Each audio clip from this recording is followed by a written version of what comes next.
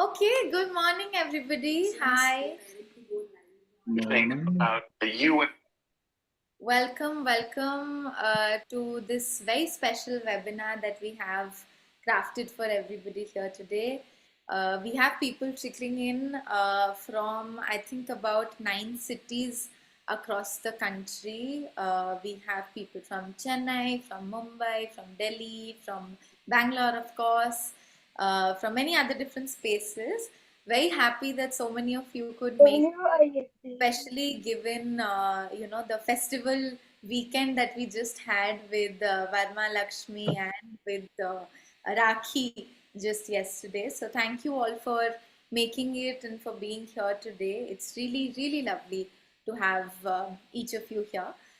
We also have the team from Snehadara here. Palak is here, Arshi, Divya, me, and of course all of our parents who are on video right now: Ram, Jason, Lakshmi, Hiranmay's parents, Rajesh and Jay Lakshmi, were here, and many others who will be joining in. So the people who've joined here today for the webinar are not just parents with neurodiverse parents of neurodiverse individuals, which is a large chunk of many of you who've joined in, but also special educators, teachers, people working within the fields, and just people who are there with us in this journey of creating inclusive spaces, understanding what is assisted living all about, how can we create social immersion experiences for children with neurodiverse abilities. And we're hoping that in the next hour or so we should be able to take you through all of this, to take you through Snehadara's experience, and mostly reflect on the key question that what happens after me, what happens to my child after me, who takes care of them, what is the level of support that they may need. All of those become very important questions that we all are here with today, and we hope that we're able to take you through Snehadara's experience over the last many, many years, and specifically the Uhuru experience over the last 5 months or so, on how it's been for us, what our journeys have been, what can we learn from each of these collective journeys, and how can we come together as a community to make sure that we are supporting each other, make sure that we are with each other, we are uh, you know ensuring that it's not that it's only my child, it's not only your child, but as a community we're doing this together. So thank you all for joining and being here with us today. I have just a few rules and requests. One is a request to please keep your mics on mute unless you would wish to talk. It'll just reduce the any kind of background noise. The second thing is that this webinar is going to be recorded. It is getting recorded. It is also getting live streamed on YouTube. So feel free to reach out to us, or each of you who've registered with us in any case will receive an email with the recording in case you're not able to completely get the gist of it. Um, Post that, we'll at the end of the webinar we'll also have time for questions, for people to speak, for to share your thoughts. How do you feel about the things that we've spoken about? In the meanwhile, however, if you have questions, if you want things to be addressed and answered, feel free to just drop in a message on the chat window, and we'll be happy to take it up. Yeah, I think without any further ado, and oh, sorry, last thing, yes, if you can turn on your videos at whatever stage, please do so. It'll be really lovely to see all of you in 2D for now and 3D hopefully later, but it'll be lovely to see your faces should you be able to turn on your videos. Thank you, Vishal, so sweet. All right. Now, I think without any further delays, we'll start off, and we're going to start off with just the journey of Snehadhara, of how it's been for us. I would like to invite Dr. Gitanjali, who's our founder, executive director, and also the heart, the mind, brains behind Uhuru 2.0, and all that we do at Snehadara. So, inviting her to speak a little bit about Snehadara and take this conversation forward.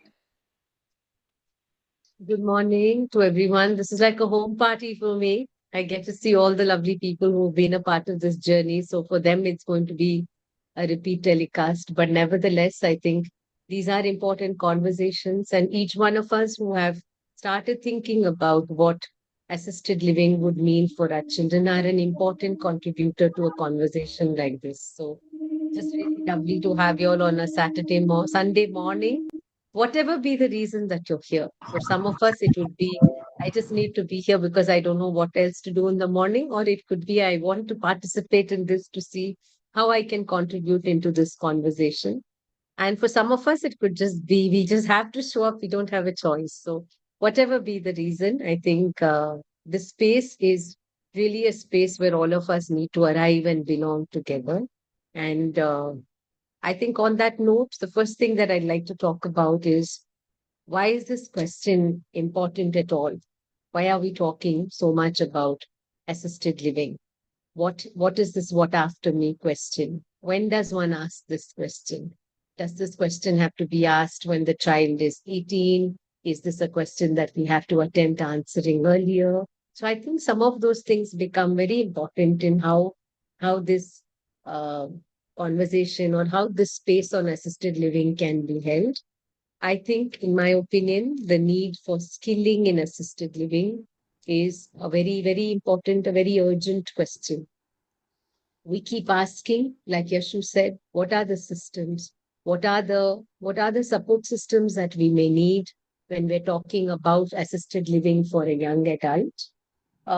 As this awareness grows, I think over the last 5 years, where we've been actively engaging in looking at semi-residential setups, looking at what assisted living uh, should look like, I think there is a very heightened need for looking at various models that can prepare neurodiverse adults through long-term independence and success. And the reason I say various models is, having been in the sector long enough and hearing this question from parents, that which is the best assisted living format for our child. I think before we ask that question, which is the best assisted living format for our child, whatever is the format that we choose for the child, for assisted living and support, for a life which has beyond us, whatever be that, the question we are asking to Guru is there a question before that? Maybe there's a question to say, how do we skill? How do we even build the readiness for our child to navigate a world that doesn't have us? And put it very simplistically, whatever data we have today of our children is the data that we have where we are a very integral part of the ecosystem. But when we remove ourselves from the ecosystem, a lot of that data doesn't stand ground. And I think Uhuru has been a very strong testimony for us for that, where when come together as a young group, when come together as a small group, there is a lot that they challenge. There is a lot of data that gets collected on how actually the adult can navigate. So a successful model, in my opinion, would be a model in which we get to practice. Actually, we get to practice what it is to be in an assisted living setup. And I think our effort is just that. As more models emerge, there are many in Bangalore, there are many across the country, I think, that are coming up right now. As more models emerge, each has a unique story and each has different opportunities for us to learn. So with the other thing we've discovered is, I think through the last 2, 3 cohorts of Uhuru, is that societal perceptions on neurodiversity are changing. People are beginning to wake up to the idea of saying that we have a role to play in being a part of their social world. And I think that's a very promising space to be in. So some of these questions, some of this, we are back with the second webinar within a month. And our reason to be back with something like this is just to share with you what we have discovered in this process. Clearly, the idea of this is lesser to talk about the program per se, because the program has a very limited capacity of working with a small group, and we will continue to do it like that. But this becomes important for us because we believe that just like you teach math and you teach swimming and you teach music, assisted living and training in assisted living also requires a structure. It requires safety and it requires something which is repeatable. And I think that gave birth to Uhuru, where we felt, can we look at creating a space where practice replaces panic and where rhythm actually replaces rigidity. Now, these were all hypotheses. These were all things that we thought maybe we want to try this. And each time we have experimented with something like this, we've realized that maybe we've set a very small goal because the adults who have come together have just, met it in a day or a day and a half. So something's working. Maybe this webinar also comes from that space of what's this working thing? Can we put our hand on what is something that's working? Because there seems to be something at the core of these experiments, where at each time an adult who's come and stayed in the space has understood what sense of community is. So it throws open a bigger question for me on when we talk about adults, children with in the autism spectrum. I feel that there's a missing piece there for us in understanding some of these things that they can actually do. And is there a way in which we work with patterns, we work with certain, stated, said, or observed behaviors and enter into their world through that? So I think Uru has stemmed from that. So uh, whether, and I think for us, the need to create spaces like this, where we can step into a shared inquiry, into a space where we feel, no, we're not alone, into a space where we're allowed to ask, into a space where we can imagine something different. So I think that's the whole reason of why we're here this morning. I said it's like a home party because on video I have parents who have been with us long enough, and for them, I think this the birth and genesis of Snehadhara. They're a vital part of this history. They're a vital part of this whole story on why we are where we are today. Why did we set out to do what we're doing today? So before we really get into the details of the Uhuru program per se, I'd also want to be uh, cognizant of the fact that the people who have joined in, we have received questions that have come in from you as you filled the webinar form.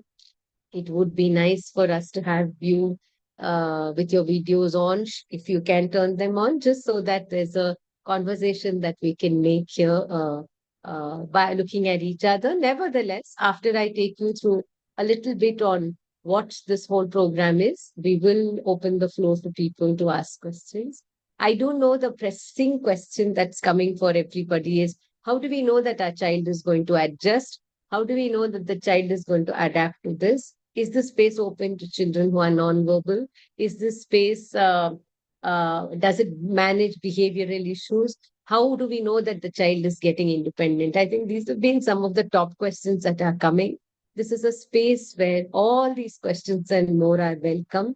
And trust me, we've attempted to answer these questions by the experiences that we've had with the children in the past 5 years. 2020 was when our campus was inaugurated in Nelamangala. And ever since then, our experiment has been to look at models of community living where the children, adults, a community is formed and stays together. So I will come back to those logistical questions, but if some of you are in a pressing need to get some logistics out of the way, please type it in the chat. I can digress from my script and attempt to answer that question. So Snehadhara, What is Snehadhara? Where did it begin? What happened? I think I have said this story many times and I would love to continue saying that story. But this time, maybe a little differently. Snehadhara, tagline of Snehadhara is continuum of compassion and care. So I think the genesis of the whole organization, the journey began with that. How do we create streams of love and compassion where there is a space for everyone to be? So, put very simplistically, that is the core and the heart of the program. That is the core and the heart of Snehadara. But nevertheless, like every organization, you need to have a mission, vision, you need to have a trajectory. What are the beneficiaries? Who are you targeting? And you need to have all of that in place. But the reason I want to start the story with this is because Snehadhara has taught us that it's really possible to keep spreading and passing that stream of love. And every program has birthed from that. So, what do we do? And why do we do what we do? Do we do something differently? What is our USP? Yes, we do something differently. We believe that every child and adult, immaterial of their abilities to learn, immaterial of their abilities or disabilities, should have spaces where there is a community that holds them. That's the fundamental belief of the organization. If we create spaces where people can just feel loved, they will thrive and reach their maximum potential.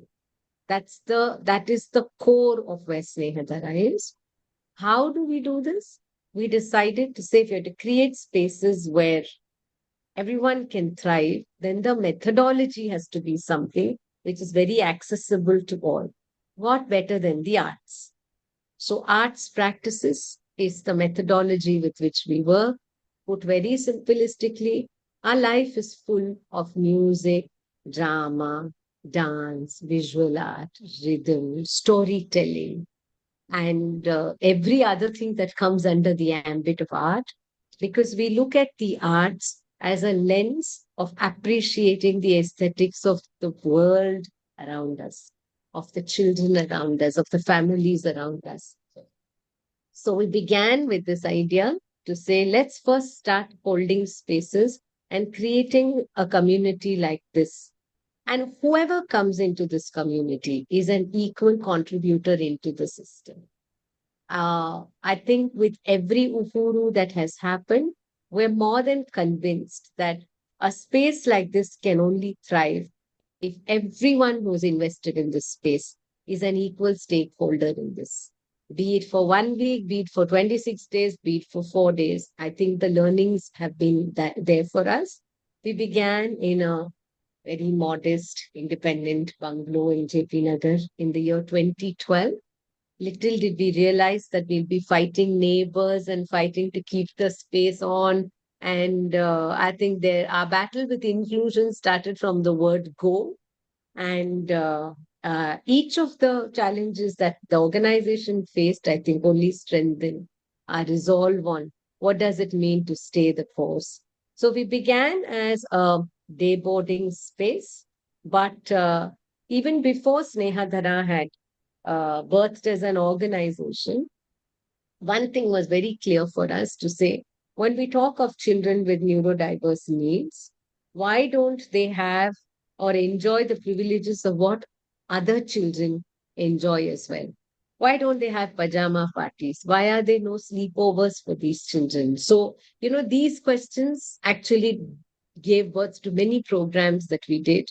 And while today, I think 13 years down the line, lot of awareness, movies are doing a lot of awareness. We're waking up to the reality of this. But I think for us, it was very clear. The best gift that a parent can give the child is by beginning to take care of themselves. As a parent myself, I realized that many times I have to start this gifting model myself. But I think that has been the way we designed many of our programs. We also felt right at the beginning that this is not something that a group of educators or special educators or therapists can do alone. It's going to require, we would have all heard, it takes a village to raise a child. I don't know what all it takes to actually raise an adult. I don't mean raise them, I mean raise us. So we're equal stakeholders in this entire process. So with that, we started our programs. We had programs called Sathi, Classroom Without Walls. We had overnighters once a week where we would have parents come and leave their children at 7 in the evening and pick them up at 7 o'clock in the morning. And that used to be called, thank God it's Friday. It used to be a Friday night. The whole idea was, can I trust the fact that my child can adjust in an environment that does not have me? I think these were our little experiments. And then these initiatives definitely were not one off activities. We decided that if this is working in this model, then this kind of activity should be taken to various other spaces. So we've also had a lot of people who have adapted some of our programs. We would have a program called Uta Tota, where we would say if the child cannot articulate their needs of hunger, let's equip them to at least make a meal. So we would divide the group into different based on their abilities. One group would go buy provisions, one group would cook, and then one group would set up a tuck shop in the evening. So these were our little experiments to see what would it mean for us to look at needs of the children being met everywhere. A kitchen can be a therapy room. A supermarket can be a therapy room. A local transport, a bus can be a therapy room. Here are the spaces where we are actually navigating, helping them navigate the complexities of what they may face in a real world situation as is. So I think that had that was done all through when we were in JP Nagar. Then we had another program called Home Visits, where every parent had to host the peers of their particular child for one meal in their house once a month, I think it will be. The idea is, can we have people who visit the house be the friends of our children, not our friends? And if you think about it, most times people who visit us are our friends. So we wanted to create an environment to say, can we do something like this? So these were all little experiments. Fair to say, this has worked as a crucible. These were all data points for us to collect. And at each time when we felt, yes, a child is able to adapt in an unfamiliar environment in another person's home, the home is able to create that space. I think all of that just strengthened our resolve.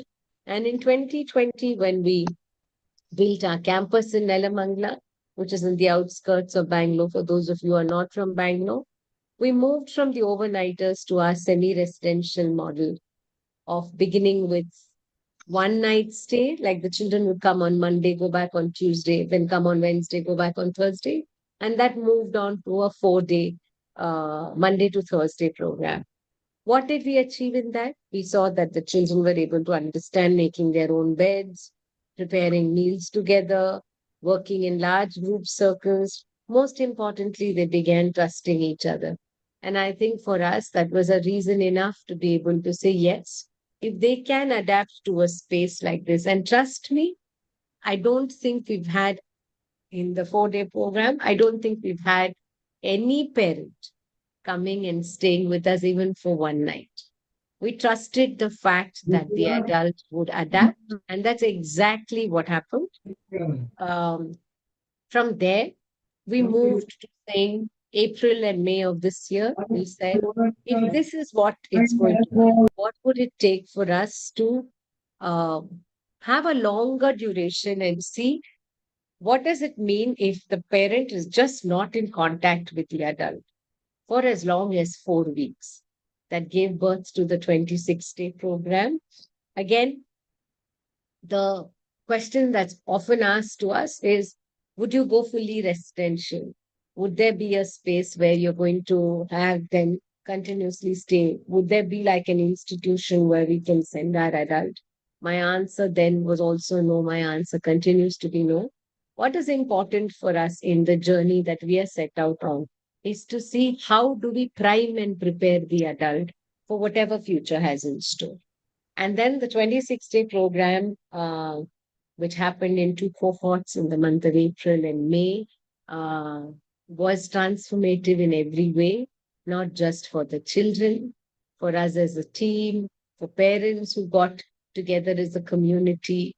And that was, I think, uh, it was unprecedented in many ways because we didn't know what does it take for us to get ready with a program like this. How does a child suddenly jump into saying 26 days?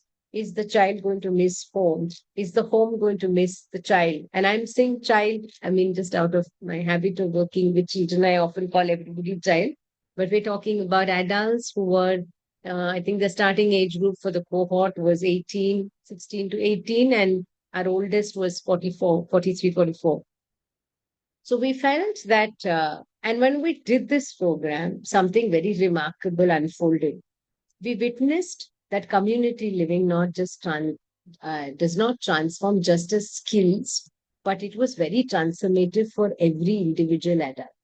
I mean, now I wonder when I think about it, and when as a team we had made some allocations on who shares the room with whom, how does this group get together? I don't think at any stage the children were involved in this process of, uh, decisions that we took on their behalf.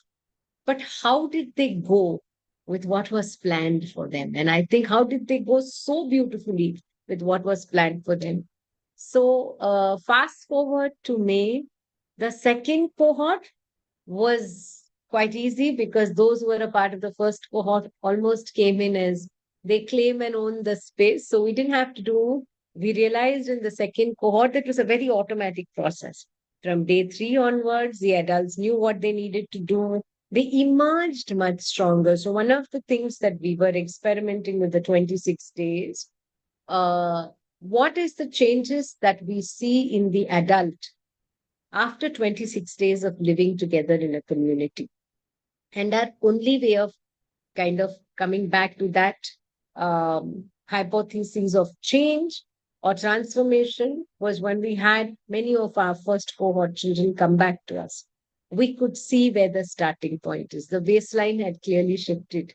The baseline for a child who was pre the first cohort and the second one was definitely visibly shifted. So we could have a lot more challenges up for them. The sessions were structured very differently. Their stamina towards what they were doing was a lot more. We started engaging and taking them outside to spaces where they also held the space with us. So then I think after the 26th day, we also realized the shift was not just logical for us. It was also very deeply emotional for us to see that, wow, if we just hold spaces like this, and if we are a part of the system, like any other child, we are also an active participant in this space, then this is what unfolds. So out of that arose another question. What if we made this experience more accessible? How do we make it more rhythmic? How do we make it more accessible to adults from various parts of the country? How do we not uproot them from where they are, but just come for a week, live together, collect data on what is it that they need, how ready are they for this? So that gave birth to the 7-day program, which is clearly not a scaled down version of the 26-day program, but a more distant one, a program that offered practice, repetition, and just structure. So the first cohort that happened just finished in the month of July. It gave us many insights into what the group can do. We witnessed many milestones that I think words may not do full justice to, or even videos that we may show you later, just like a little insight into what had happened. But what stood out for us was just how each one showed up to the space, how they stayed away from home for the first time for many, the adaptations that they made, how a child guided another so effortlessly during transitions of sessions and spaces, how each one created their own rhythm and pulse, and how meal times and staying together, eating together had a lot to do with connection. So this week was also this week long program. also was very interesting because we decided that as a part of the social immersion experiences, given the age group of the children, the adults who are on campus with us, we decided to partner with Harsha College of Nursing and had final year nursing students come and be a part of the space for 3 days. And I think while that was an experiment, that was something that worked really well because each adult had a peer buddy with whom they spent the whole day, every day of 3 days, they had somebody whom they could buddy with. And what was beautiful was we felt it was going to be important for us to manage the adults who may not be open for this kind of transition, who've just got into a certain rhythm. How would they suddenly be okay with the idea of, having adults coming into the space? But what was absolutely not surprising, but really remarkable for us was each one of the participants of the cohort took it upon themselves so naturally to be the host of those events. So, in fact, we had one child who, of course, thanks to her advantage with languages and Malayalam, she was the interface of engaging with the nurses who came. We had Karthik, whose parents are here, who, I mean, none of us had to give that instruction, who just knew that when we have people from Harsha, it's my responsibility to come and welcome them and greet them and introduce myself to them and listen to them. I think some of these things really worked for us because we felt that when we're talking about sensitization, changing the vocabulary around how people understand neurodiversity, all pieces have to move together. So I think that was a wonderful experience for us. We saw first time participants who are a part of this, guiding games, helping others. And and I felt that this whole you have to prepare a child in the autism spectrum. You have to work towards giving them because they cannot navigate when things are sudden. I think that was outright challenged by the whole group because I don't think any one of the adults were, I wouldn't say disturbed or affected, but forget being affected by a change in the whole plan and how the day would look. But they took the lead in driving this with us. So I think that was something that we hadn't expected, but it came off very, very beautifully. So this is what the Ufuru 7-day cohort looked like. Again, for us, the intent of this program, for those of you who are listening to us for the first time, the intent of this program has been fourfold. It has a four-part framework. One is addressing parental concerns. I think for most of us, that's the question. Nobody understands my child like I do. Only I'm the one who can understand what he or she is trying to say. I think this is very real. It's very protective love because we, for the longest times, have been the storytellers of our children's life. But a question for all of us in doing so, are we keeping them away from exploring independence? A parent had once shared saying that nobody knows my son like I do. And I don't think anybody else can take care of him the way I do because I even understand what he doesn't say. That's true, very true. But an invitation here is to see sometimes that care builds dependency. At Uhuru, we attempt to try and say, let's try, let's step back just enough for your child to step forward. While you may be the only one who understands the needs of your child, step back and watch them take that step forward. So, addressing parental concerns was one of the reasons why we felt a program like this should be available. And we felt it was also important to balance support and independence. So, parenting a neurodiverse child, a neurodiverse adult, is like teaching someone how to ride a bike. You hold the seat, then you loosen the grip, and eventually you let go. So, parents who have asked the question, How do I learn to trust others with my child? How will my child adjust with others? I think we start small. One meal together, one morning together, one week together. And we are hoping we can hold that space for many of you. The other thing is a universal need. Families everywhere ask the same thing in different languages. Where do we go from here? And I think there is no one size fits all. You will choose a model that best works for you. You will choose a model which is accessible for you, be it in the geography of where you are. And your choice of the model is completely something that you would choose. But before that, we are saying that here is a framework that's very replicable, a framework of structured care that nurtures autonomy, a framework which also believes that assisted living must be taught as a skill. And this is our deepest belief after three cohorts. Assisted living is not instinctive, it is very teachable, trainable, and adaptable.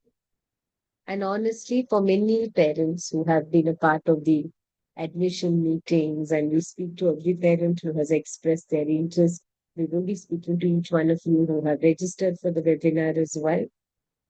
Your fears are very natural.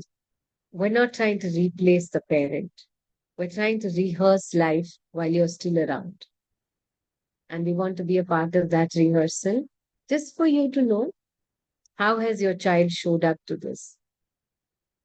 So then the question was, why 7 days? Can we have something shorter? Can we come here more than once a year? How do we go about it?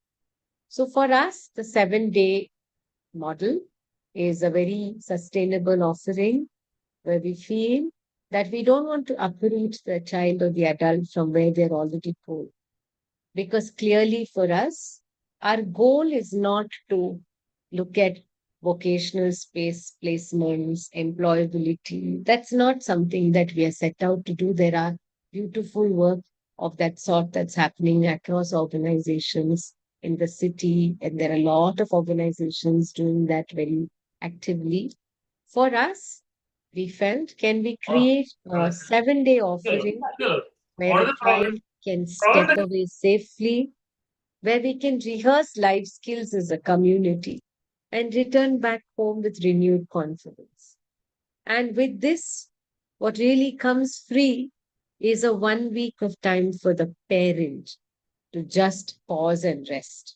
And trust me, it's going to take us many of these 1 weeks till a parent actually decides to rest. And it's a useful thing to do. So I think for us, the need for parents being such an integral part, because I think parental communities are so much the need of the hour, where you need each other to hold each other through, where we learn from each other's discoveries and mistakes. Not all of us might have had the luxury of varied experiences. So the idea of Uhuru is also to say, can we start expanding our parental community and hold the community together? So we're hoping that the 7 day format is like a music class, like a music, because we talk, because we work with the arts. I think I can't think of any other examples besides art, but it's like a music class. You're not supposed to master everything at once. You're not supposed to do it. But with rhythm, with repetition, it becomes a part of you. We're hoping that the children who've been a part of the 7 day program are also continuing to do their little bit back at home in some way or the other. Actually, they may be. It's also to see how is the parent able to observe shifts that are also, which have been achieved as skills in the 7 day program. So the 7 day program is quite intentional, and we believe that we can build this practice. We aspire that it will be a rhythmic anchor, a place that they can return to for 1 week, calibrate, recalibrate, stretch their confidence, build their stamina, open them to experiences of interacting with various people, build spaces of social relationships, look at shared tasks, and holding the space together. For parents and caregivers, it's a pause point, a space of safety where we want them to come to rest actually and observe that the child can thrive without them. Sometimes for the first time, but there's always a first time. And clearly, the idea of the 1 week program is not to compete with any ongoing therapies anywhere where the child is going. We're hoping that this should fit into real lives without any disruptions, offering a continuity for the adult in whatever space the adult is already going through.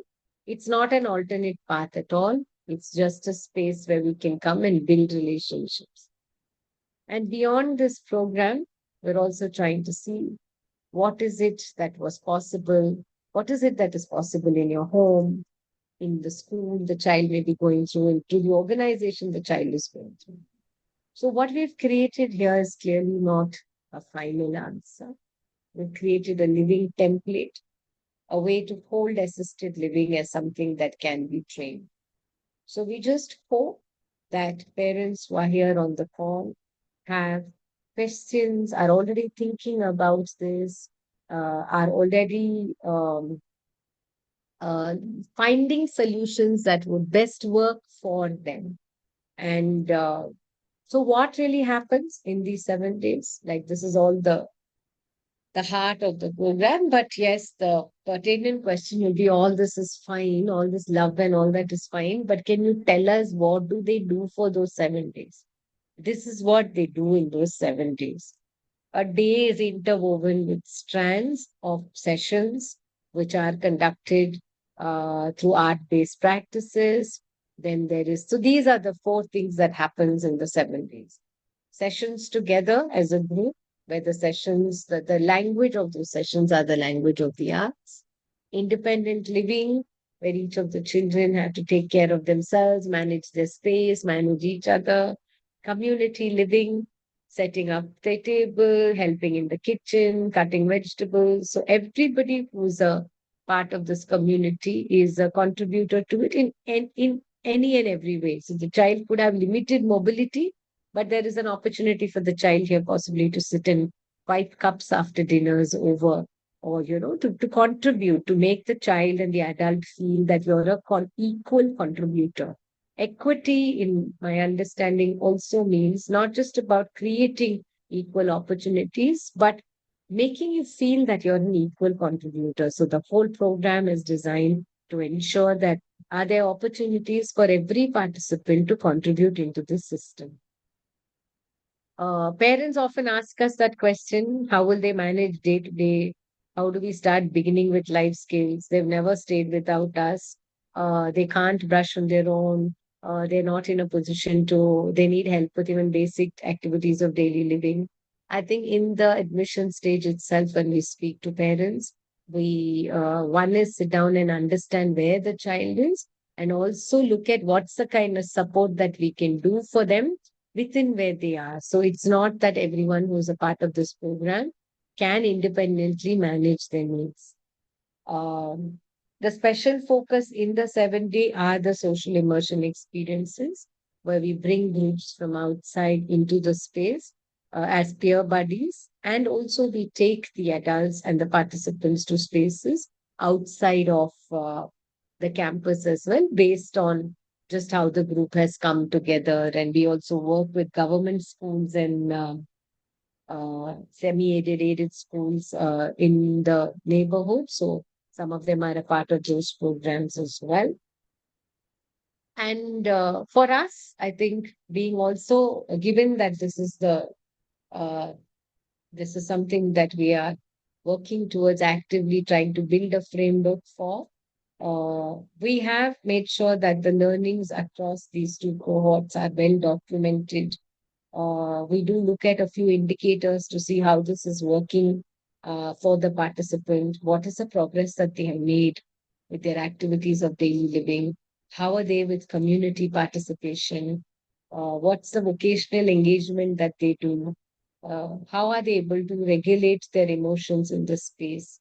Social interaction, communication, and expression. So some of these things have been our indicators to see how have they moved in these areas.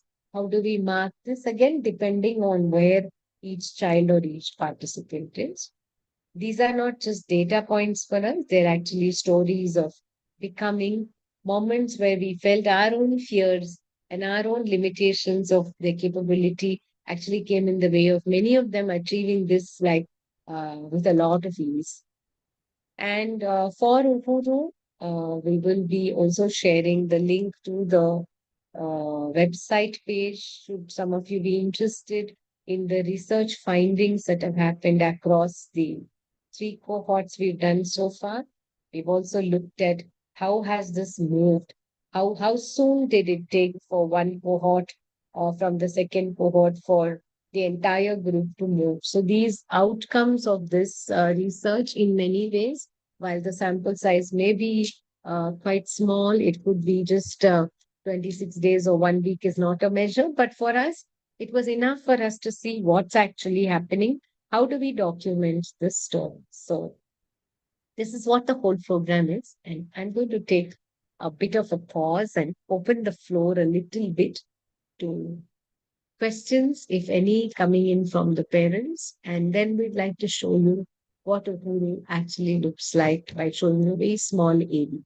So, is there any parent here who has a question? Here's your time and space.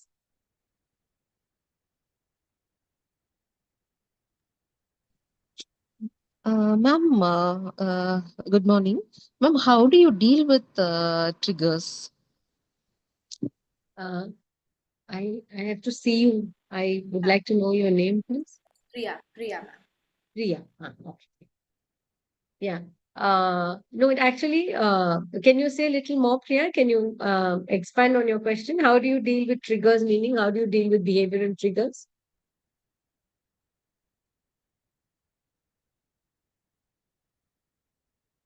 Who is the question coming from?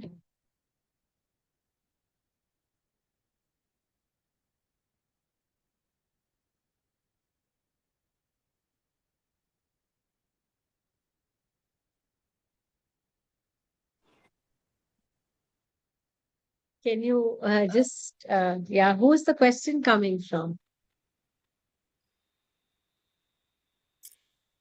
Priya, if you could unmute and expand on the question. I also know there are two Priyas on the call, three actually. Okay, I mean, before we discover who the question is from, I think I'll answer it. It's an important question for everybody. How do we deal with triggers? I think at the level of admissions itself, we sit down, talk to the parent, we try and understand what are the challenges that the child may be facing, what could be potential triggers. And one is we take that input as well to help the child slash adult navigate through any of those emotional outbursts. The other thing has also been that when the environment changes, when they're in a space which is new, it's a space that is a very uncharted territory. Honestly, many of these triggers don't play out. So when we hear parents saying that this is what will happen, the child gets very aggressive, this is what it is, we listen, we take the record, the points that may be relevant for us, we use that information in how we want to assign support. But beyond that, I think this far from our experiences, it's not that children have not had meltdowns or we've not had those expressions, but there is always a team which is very hands on helping them manage that, give them a space if they should they need to.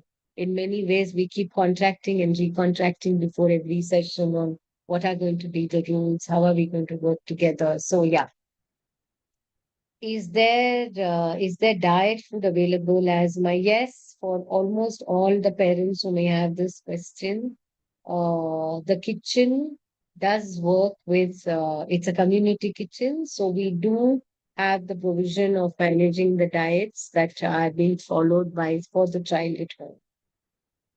We do that. So especially if it's gluten free, casein free, yes, very much. And should there be anything additional that you're giving, we usually tell the parent to help us with the diet that's been followed at home. So yes, Smita, the gluten-free, casein-free, very doable, very possible. Hi, Geetanjali. Yes. This is a really interesting setup that I want to explore for my son. And I had certain questions like, is this like a weekly? I would like to call it a summer camp, if if you think it's a term. Is it something that is only during a specific period, and is it ongoing week after week for different students? I mean, or children, as you call it. Also, is there a criteria, age criteria? And would it be ongoing like every month? Because I think this needs a little practice too, right? I mean, just one time is not enough. So and it has to be close, the duration has to be closer, so that they know that this 1 week we'll be away, from the parent. So can you just please Yes, Priya. let me Thank know? you. Thank you for also acknowledging the work. To answer questions, for the next 2 months, that is July, August, and September, it's the last week of the month. September, I think it's the week of 21st of September. We have scheduled this program to happen once a week on a monthly meter. So every month, once a week, you would have this program. To answer your question, it needs to be practiced. My answer is yes and no. The first step would be to have them come and spend that 1 week. Let's collect data. It may be different for your son, it may be different for another parent. So, for some, a 1 week program is enough. Where we've collected data to say yes, they can manage without. Some parents may say, I have planned a 1 week holiday, so I'm leaving the child for 1 week. Great. Please do that. It's meant to be that way to say. For some, it could be that. For some, it could be that, yes, coming back again might allow us to push their stamina on certain things, in which case we advise that to the parents ourselves. Our aspiration for the program, Priya, is to make this accessible to more and more children. More and more of them should go through this for us to collect data and then come together to say what's the best. How do I have to start planning? Okay, I got the data today that my child was understood in a system that didn't need me to translate the child's needs. It could be a nonverbal child or a child with minimal functional language. That's a great starting point for us. So the program is made like that, and we release the dates for like a quarter together so that you have time. That we had, even this cohort had children coming in from Goa, we had children coming in from different parts of Chennai, we had children coming from different parts of the country. The idea is just to say this: you collect that data, and then we sit down and say, okay, what's it that you can do? Because doing more and more of this may not necessarily be the practice we need. Doing more and more of this may give us more data on how the child has, navigated this. Wow, this child was in a room which had three people he or she never knew. The next cohort, when we did, some of them have already marked their beds and gone for the August cohort for those who came in July, saying, this is the bed I'm coming back to. So, I mean, in such cases, that's also something that we work. But the idea is just for us to say, how do we start planning? How do we start planning and imagining a life where even a system like Snehadara may not be there? But how do we start the data?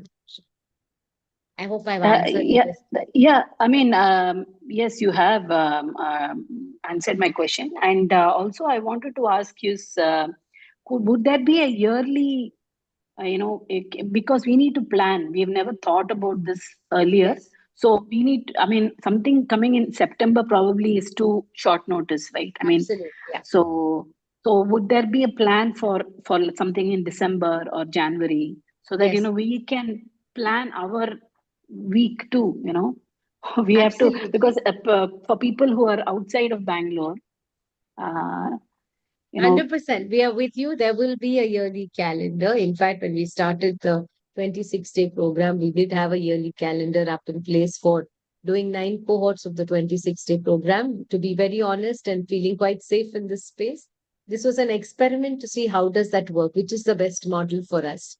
So after 2 cohorts, we felt we have to make shorter programs more accessible. And we went on to say we could block our dates for July, August, and September. So we will come up with dates for Jan, Feb, and March as well. We are going to be doing that. And also for us, it's also at each cohort, there's learning, there's preparation. We are putting together today also a very important document to say what should the team be like? What's the kind of people we need to, deliver a program like this? And I just hope many of you as parents come together and say, I'd like to do this myself. And can you give us the framework and the SOP? Our idea is to do that together.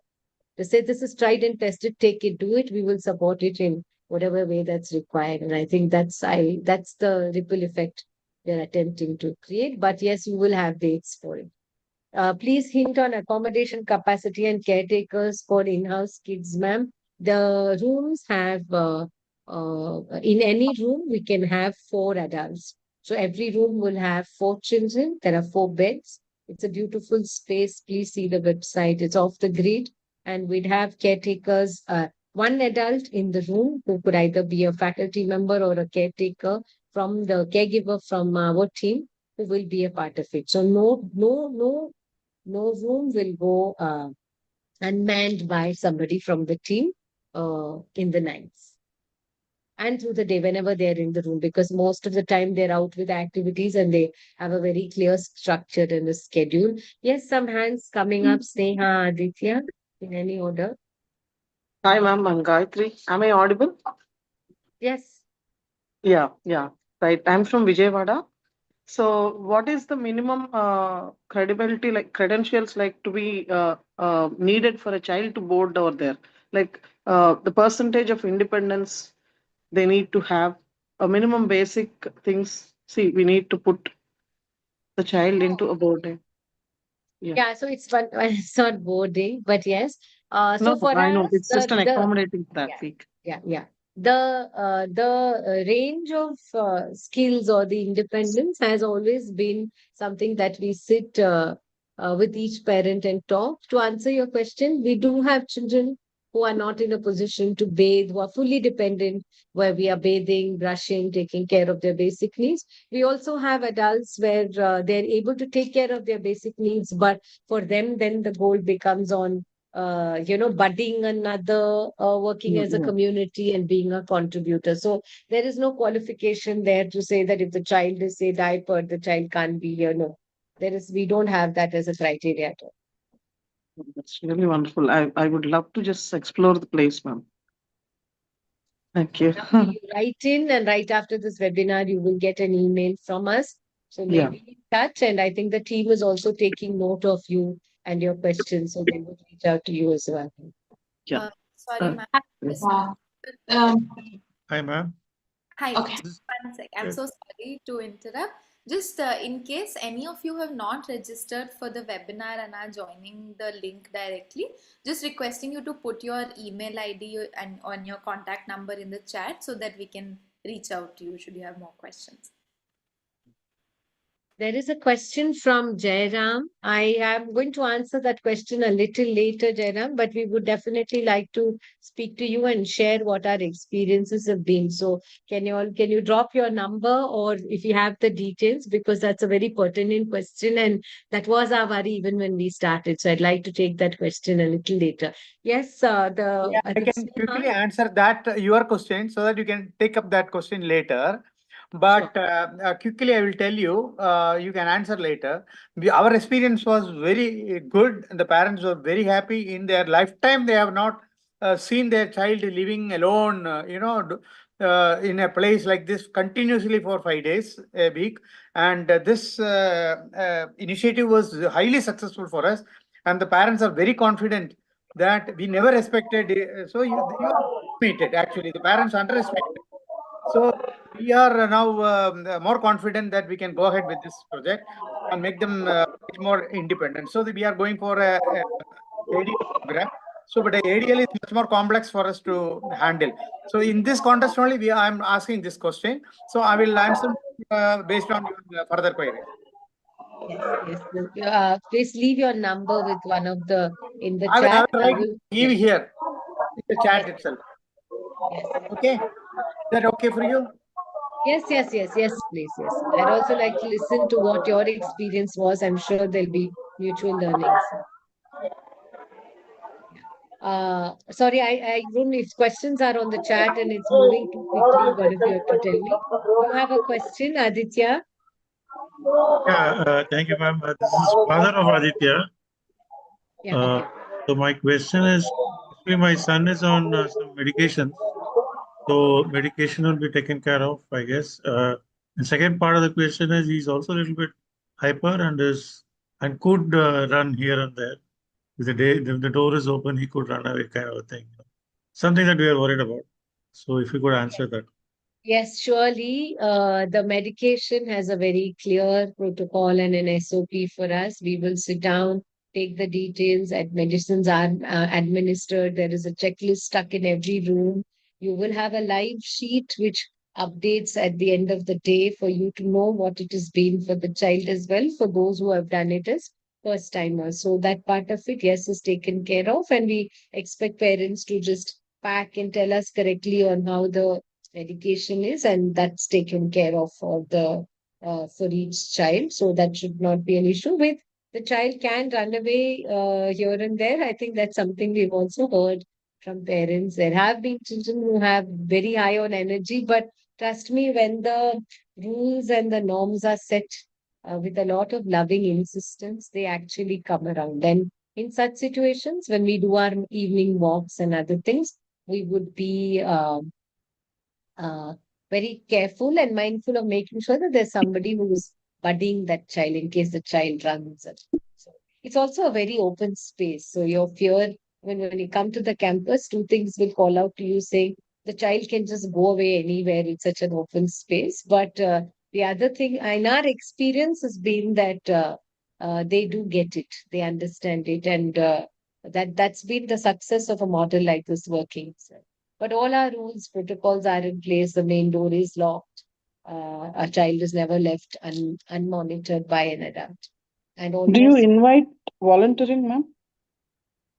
yes, we do invite volunteering. That also goes through a process of screening for us because sometimes managing the volunteers and Yeah, then yeah, it's again a tough. yeah, it's out of syllabus for me to Yes, manage. But yes, yes, yes. we do Okay. open it up to people who want to come and be a part of it. In fact, we look at it as here's another adult who's coming to expand the social world of the group. So in I think in one cohort we had grandparents come. So we just thought what how lovely it was to have some ajis and tatas just come and be a part of the space and how some of the children just thrived. Okay. So yeah, Okay. we do that as well. Okay. Ma'am, how art therapy child going through? Will those also be taken care of? My son is going through. No, in the 1 week that the child is there with us, the program that is delivered is the program and curriculum designed by us. Parents will get a clear intent note that also talks about the curriculum of the program so that you know what's going through with the child. But again, taking everybody back, the goal is to see how do they live as a community. Now, that is bigger than the OTPT speech goals, but all the sessions are designed to meet those needs only. So, for what a speech therapist will do, we do through music movement, through music, songs, and storytelling. What an occupational therapist would do for us, it's like working in the land, it's just making sure that. So, yes, the needs would be met, but yes, not under this. Yes, any. Go ahead. Hi. Yes, Hi. Can you see me? Can you hear me? I can hear you. Now I can see you too, Malvika. Yes. Yes, great. Hi. Hi. I'm a speech language pathologist and I live in Chennai. So when a question like that came up, I would thought, this is the perfect opportunity for me to also extend my services to Snehadara. And I was just gonna write to you after the end of the webinar. Brilliant work. I've been listening to this the whole time and I've heard in passing about Snehadara before. So I thought of sitting down for a webinar and seeing how and the dynamics of how things are over here. And I have to say that I'm so happy that I found this and I came here Saturday morning for a Sunday morning for a webinar. Love this, love the work you do, and see, this is something that I have been searching for. And given the transition unit that I'm looking to build, sorry, excuse me, one moment.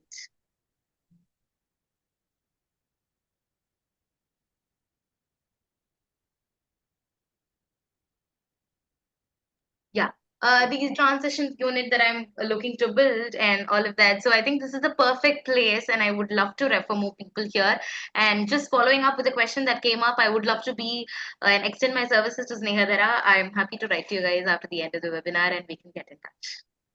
Thank you, Malvika. That's very sweet. And thank you for making that Sunday morning special, celebrating us. And yes, 100%, we can't do this alone. So we need the many more of you to come and be a contributor into this. We'd be very happy to speak to you and also host you for the week if you want to come and actually be here when the program is on, and we could see what emerges from there.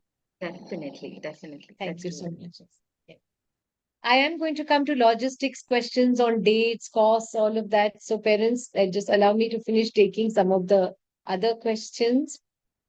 Child that we have seen at home sure will be behaving in a different way in the environment you're providing. How safely we can continue the home with the same comfort after your program, please. Guide parents, sure will continue better. Yeah, I think it's a very beautiful question. And I keep telling parents this, that you are the best therapist that your child can have. I mean, don't ever give away that power. How did you start parenting a child with neurodiverse needs without any formal education? So you have worked through this, and you will never drop that for any Snehadhara or any Snehadhara alliance. I think what we're trying to do here is to say, here's data. Look, this is how the child is adjusting when you're not around. Do you want to take this information and up the goal that you have for the child? You want to take this data that you've got and try to ease out a little bit on yourself and plan that. So clearly for parents, do the children continue what they learn here back at home? The answer is yes, if you let them continue. Now here they're washing their plates, they're wiping their plates, they're putting it back. And we always hear parents say in the house, they never do it. They never do it because we've never contracted it like that to say this is what needs to be done. And I say this as I was a very young parent, and I think between getting the child to quickly finish what they need to do and actually letting them do, all of us have gone through those challenges ourselves. So whether the child continues to thrive independently back at home is a decision, and it's the power of that lies actually with the parent. But we do nudge. We give you a very detailed report that allows you to see, look, this is all that your child is doing. And for a child to contribute in the kitchen, for a child to take care of their, wiping their plates, washing their plates, all of that does not require any art therapy or anything. It requires us to believe that, let's tell ourselves that in case the primary caregiver, which is me, is not a part of the child's life, and somebody else has to take care of my child, can I equip my child in a way that they uh, can do as much as they can, so that the goal of the caregiver then is just to hold a space for the child. Actually, it's that simple. It could even be the sibling of the child. It could even be that, some of our children, adults have siblings who will take care. But can I give the sibling the responsibility of being there for this adult in a way that the adult is more equipped? And I think that's the whole uh, what discovery, and that's what we want, and we've seen how they've done it as well. So when parents see them eating on their own, or when parents say, oh, at home they would never do it, I keep asking, please, now let's sit down and let's talk shop. Can you tell me the home situation? So I think this is important for us as parents. I think parents who want to sign up for this should also be ready to have some of their self-limiting beliefs to be challenged by us with a lot of love. And if you're ready for that, then please onboard onto this, and it'd be a lovely thing to do this together. Any other questions? One more has come. What are the measures to handle moderate to severe ASD child? Again, Priya, we'll sit down with you. We'll do an online call asking you to also come with the child if you can't make it to the campus or meet us. And then based on what the needs of the child are or what are the triggers, then we draw up the plan for the child. So there isn't I don't have a straight answer to what are measures to handle. The measures to honestly to handle is to make sure that safety of the child and others is paramount. And how can we do this in a in a loving and compassionate way, understanding the struggle that the child may be going through. Any other questions that have gone unanswered? Yeah, ma'am. Navina has asked in the chat, from what age do you recommend exploring this for autistic girls? And if I need to book for September, is the program still open? The program for August and September are open. In fact, if you want to do the August, September, you have to do it quickly. I say this because we also do have a limitation of not having, we would not want to take more than 12 to 13 children in a cohort because we want to go through this whole process with a smaller group. Um, Dealing with non-verbal kids, yes, Aarti, fair to say 50% in both the cohorts of the children who have been there have been non-verbal, and a non-verbal child may not have expressive language the way we understand, but they're very receptive to what's happening. So we will again sit down with you, try and understand what is the communication that methodology that is being followed back at home, and we'll take it up from there. So just for all parents, this is not for children who are verbal, who can articulate their needs only. This is open to it's open for all. Are they allowed to carry mobile phones? No, Vijay, they're not allowed to carry mobile phones, but we are very accessible to you in terms of concerns. It has been a gadget-free environment, and trust me, we've never needed gadgets for the children. I've heard this from many parents saying they can't operate without a gadget. They need it this way. They do it. We don't. It has never been required for us. The children have rose the occasion very beautifully. But for you to be in touch, there is a separate protocol there to if you want to reach out to the child. But we work with the idea that no news is good news.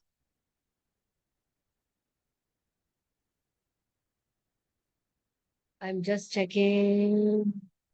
How do you deal with separation anxieties? Can parents stay in their room? No, no, they don't. Separation anxieties is, I think, two parts to it. One is the parents' anxiety. I think we have parents on the call. If they're still there, I'm going to get them to talk about it a little bit for you.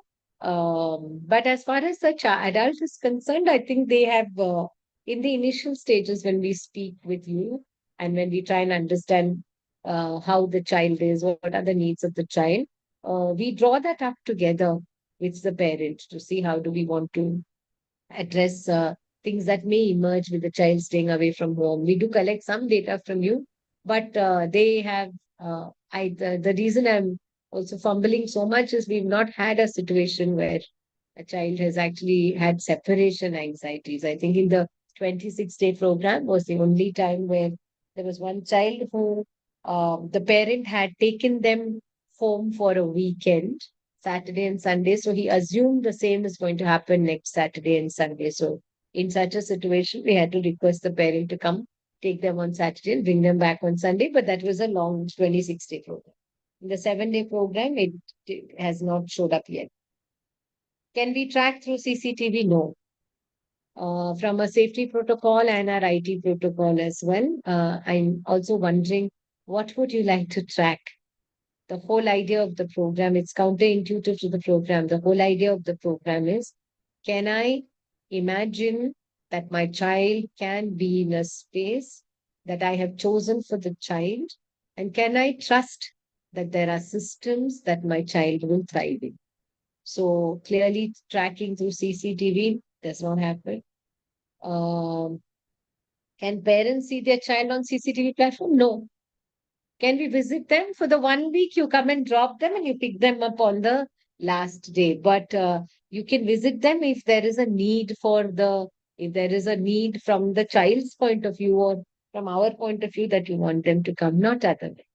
I understand your worries. I understand that what is this 1 week suddenly? My child has never stayed without me. But going back to what Jairam also shared in the call, you're going to be really surprised on how they actually navigate. Do they have to be used with avas? No. So what I'm going to do is I'm going to take a pause with questions. If we have parents who are there who would like to share what their experience has been, it would be nice for I think many of these questions will get answered as well. Hi, Hi. this is Jayalakshmi, parent of Hiranmayi. Last week, before that week, the same session, I too had so many questions. I too have so many struggles in my mind. After leaving her and after picking her after a week, my mind is cleared and very happy now. Just I am happy to see that she is also happy now. She is enjoying her life. ஆக்சுவலா நான் தமிழ்லையும் சொல்லிடுறேன். எனக்கு அங்க விடுறதுக்கு முன்னாடி ரொம்பவே பயமா இருந்தது. எப்படி இவ இருப்பா, இவ இவ என்னெல்லாம் ரகலை அங்க பண்ணுவாங்கிற ஒரு பயம்தான் இருந்தது. பட் ஆனா ஒரு ஒரு நிறைய நாள் எனக்கு ஒரு டவுட் இருக்கும், எங்களுக்கு அப்புறம் யாரால இவ்வளவு பாத்துக்க முடியும், இத்தனையும் நம்ம தானே பண்றோம், யார் தலையில இவ்வளவு வேலையை வைக்கிறதுங்கிற ஒரு குறை இருந்துகிட்டே இருந்தது. இந்த 1 வீக் எனக்கு உள்ளுக்குள்ள ஒரு ஒரு அம்மா அது அந்த ஒரு எக்ஸ்பீரியன்ஸ் இல்லாததுனால எனக்குள்ள ஒரு பயம் இருந்தது. பட் ஆனா அந்த பயத்தை காட்டக்கூடாதுன்னு இருந்தோம்.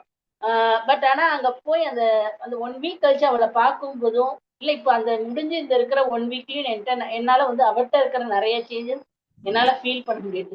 போறதுக்கு முன்னாடி அவர் ரொம்பவே சைலண்டா ஒரு 2 இயர்ஸா வந்து யார்கிட்டயும் வந்து பேசாம ஒரு மாதிரி அப்செட்டாவே இருக்கிற மாதிரி ஒரு ஃபீலிங் இருந்தது. இப்ப நான் வந்து பழைய இளமை நான் பாக்குற மாதிரி எனக்கு ஒரு ஃபீல் ஆயிடுச்சு. 2 இயர்ஸ்க்கு முன்னாடி இருந்த இளமை இப்ப நான் பாக்குறேன். Thank you madam. Thank you. I'm going to do a loose translation of that. Jayalakshmi is Hiranmai's parent who was a part of the July cohort. They're a family from Chennai. Before I left her to the program, I had lot of doubts, questions myself. The mother in me felt, will she ever adjust? How will she adjust without me? What are the things that she may land up doing over there? How would she manage herself? But today, after a week, I feel that I have got back a Hiranmai who was that way 2 years ago. And she managed herself so beautifully. While my fears were very genuine for the whole week, I'm just so glad that this happened. And for most of you who are on the call and who listen to her, Hiranmai does have limited language ability. She does not have functional language and is also a child with epilepsy. So I think for us as a team as well, it was quite tricky to see how will she manage because a new space can trigger seizures. A new people could, but I think Hiran Mike truly emerged as the star of the show. So I think thank you, Jayalakshmi, for that share. Thank you, ma'am.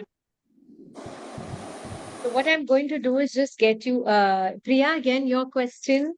Can we, if they become hyper, do you restrain them? We'd like to talk to you and understand what happens when the child does get agitated and is hyper.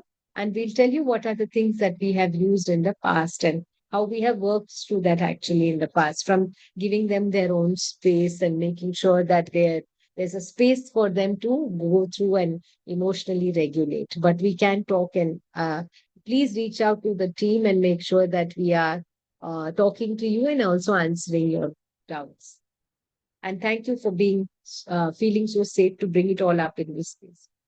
Very quickly, if you could just see what Uhuru looks like, I think it would be nice. Yes, can we have the AV?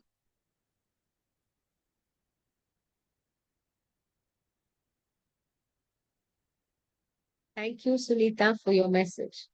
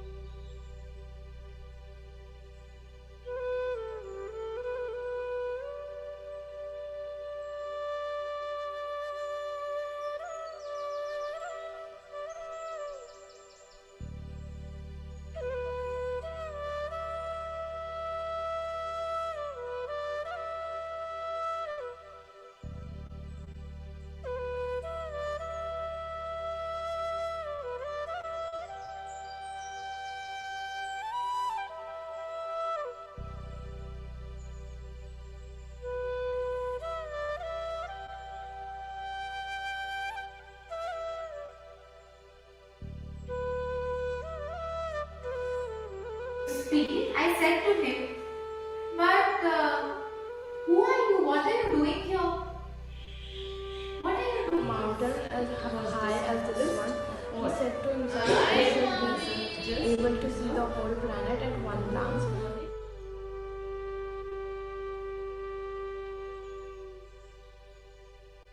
Allahu, Allahu, Allahu, all the jai, Allahu.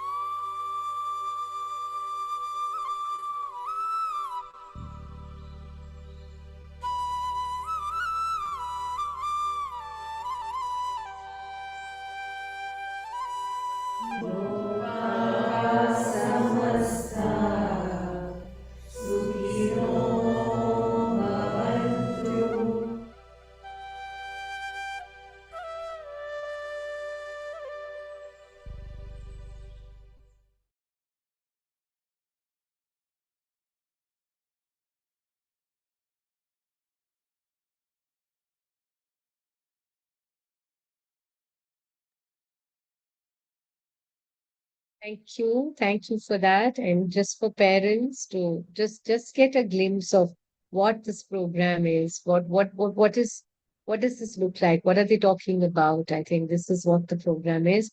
Senthil, thank you so much. Thank you so much for uh, celebrating this. And I think uh, our belief is that no matter where we are, we do have people who can hold each other. And parents like you who have attended this morning, people who are sitting here, 40 of us, 50 of us, I think just reaffirm that belief. Thank you so much. Before I go back to any questions, I think for us, what is important is to see what is the practical information that we need to know. And I think it will be put in the chat window. The location of this program is in our Nelamangala residential campus, outskirts of Bangalore, North Bangalore. The next cohort is a 7-day. The dates of the cohort are from August 23rd, August 24th until 30th of August. So we start on a Sunday and 30th would be the closure. The fees for this cohort is a sliding scale. It was priced between 20 and 25,000 rupees for the week for the July cohort. Again, the organization believes in the idea that fees should never be a criterion for people not to attend a program like this. It is a foundation, so we do ask for support. We get children sponsored and supported in this. The sliding scale is also to see if you can contribute to a little more than what you are able to, then it could support the needs of another child. Those are the dates for the August cohort. I'm going to request Yashashwini to put down the dates for the August and the September cohort, please, in the chat window. Yes. Any more questions? Is there anything that you would like to ask, share? Would you like to appear with your video on?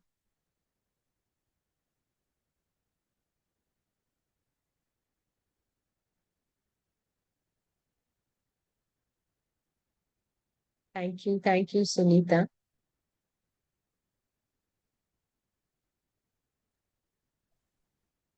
So what happens from here on, we would have an email with the recording that we go with to you.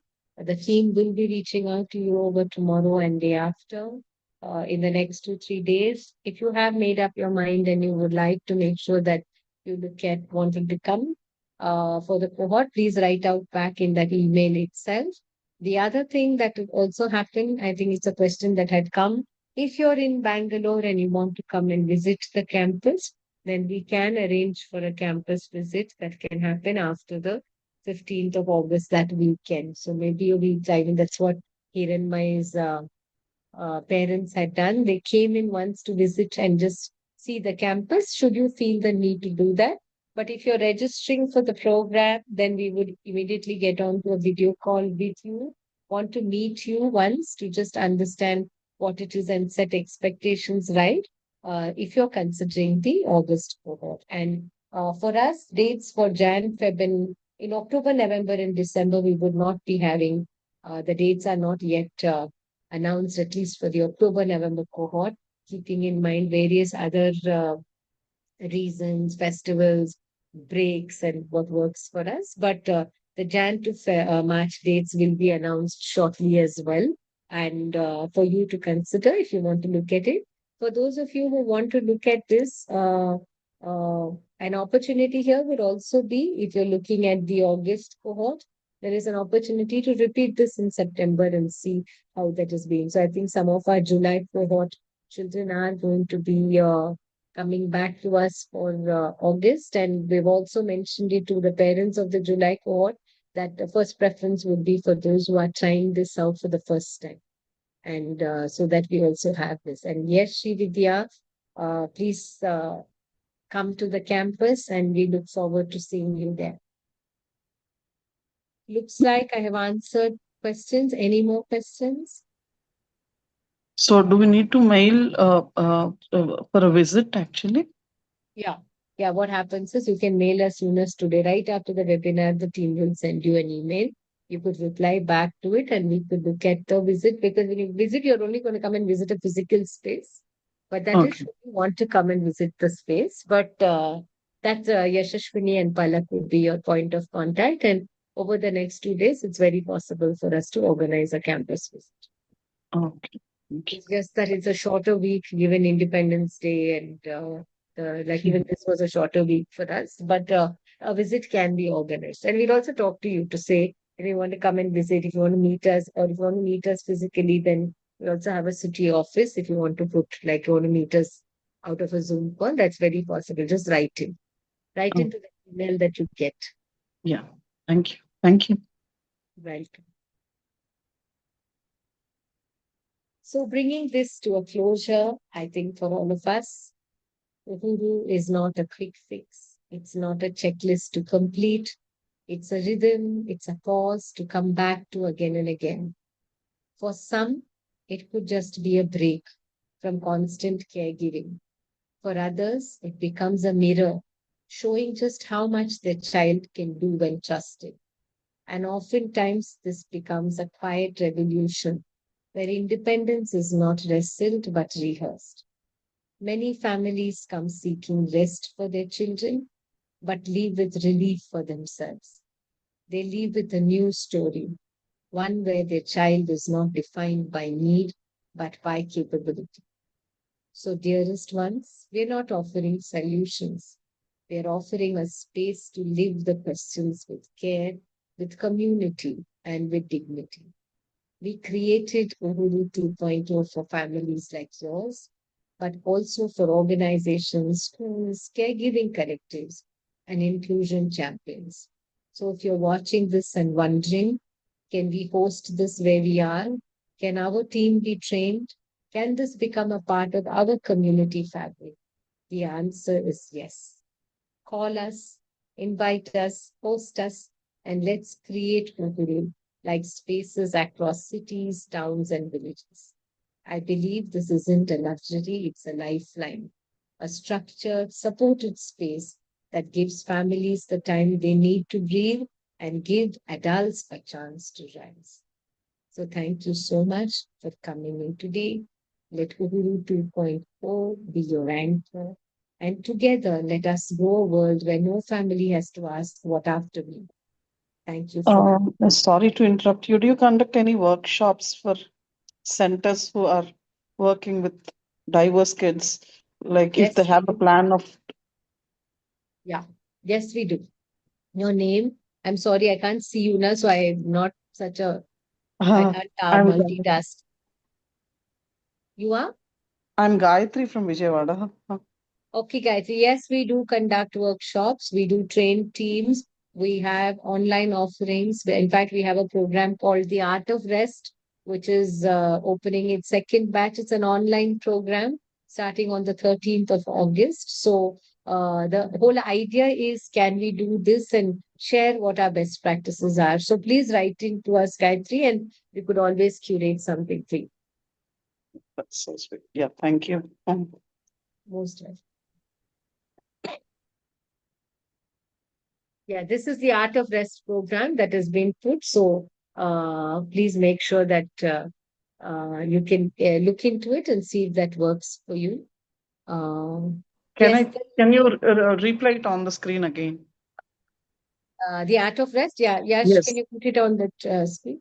If you go to the, yeah, but in any case, today when we are sending you an email, you'll also get a link of Art of Rest. Yash, put it in the master mail so that where Okay. you can get that. Yeah. Some of you who are writing, can you send me feedback link? You will get an email from us. Please write back to the same email thread. Okay. Any other questions that you feel you want answered here? I don't want to take more of your time on a Sunday morning, so I'm trying to make sure that we work within our time frame.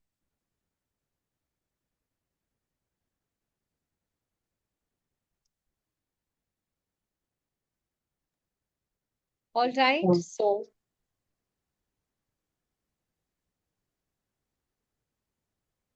yes, so for all of us here, thank you so much. To families, come try the program. Let your child live with us for a week. To organizations, we'd be very happy to share what we have learned and share our best practices.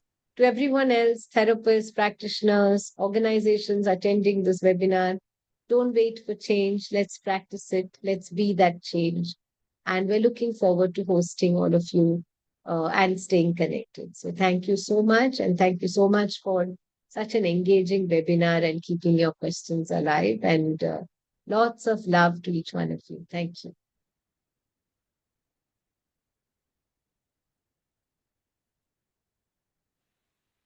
Thank you, everybody. Have a good Sunday. Thank you.